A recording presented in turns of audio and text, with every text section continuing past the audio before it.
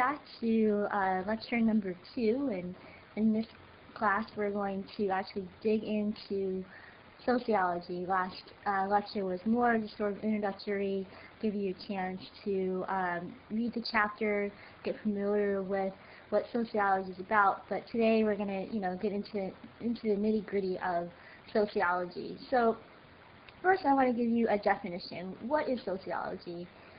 Sociology is the systematic study of human society, right? So we want to understand what makes people do the things that they do.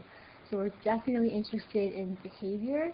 We're interested in how people relate to one another, the interaction that they have, and we're interested in the way that people communicate with one another, trying to define who they are, is this social aspect of that. And we're interested in social structures, and all these things sort of combine together in a systematic way. So sort of as a general definition of sociology, it's the systematic study of human society and all the components that make up a society.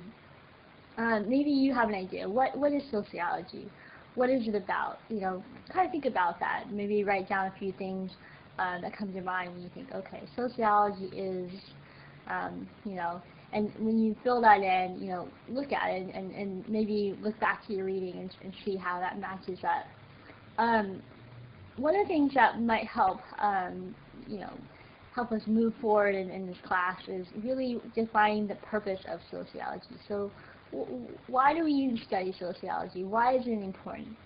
Well, sociology is the attempt to explain and understand social realities and social behaviors, meaning that a society is constructed. It's something that we're born into, but once we're sort of born into it, we realize that there are things that we need to know in order to function, in order to be a good person in society, and this is sort of a social reality that's there for us. And then social behavior in terms of explaining action, explaining why people do things that they do. So really, it's an attempt to explain both of those aspects, social realities and social behavior. It's a great quote by Peter Berger in his book Invitation to Sociology, and I'm going to go ahead and read it, and I'll post a lecture note so you don't have to write this quote verbatim, but just for the sake of listening to what Peter Berger, who's a major sociologist in the field, he says, to ask sociological questions presupposes that one is interested in looking some distance beyond the commonly accepted or officially defined goals of human action.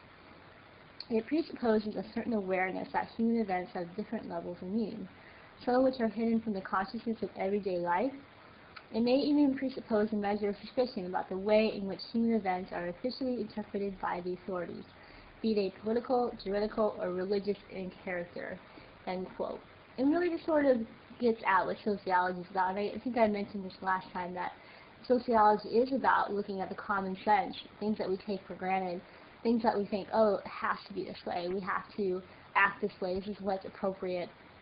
Sociologists really want to look at that kind of construction that some way someone decided that that's the way things should be done, and then over time not only is it something that we should be done, but it's enforced in a number of different ways, whether it be unofficial, like maybe, let's see, let me think of an example.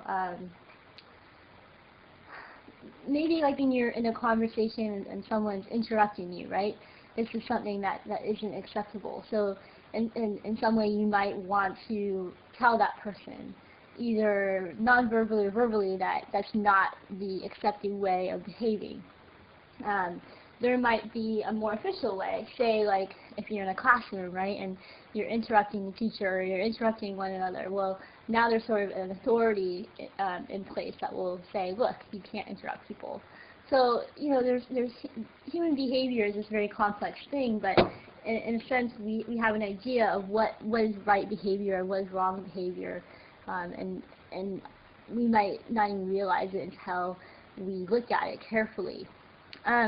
So before we kind of jump into sort of sociology and something I really think is important for you to know, and that is sort of theory and method. first we're going to do the first sort of lecture-based activity. And what I want you to do is to list the ways in which students avoid or delay schoolwork. What are some of the excuses that students give for why they can complete the assignment on time, or why they couldn't, why they need an extension, or whatnot? What are the ways in which students, what are the excuses that students come up with?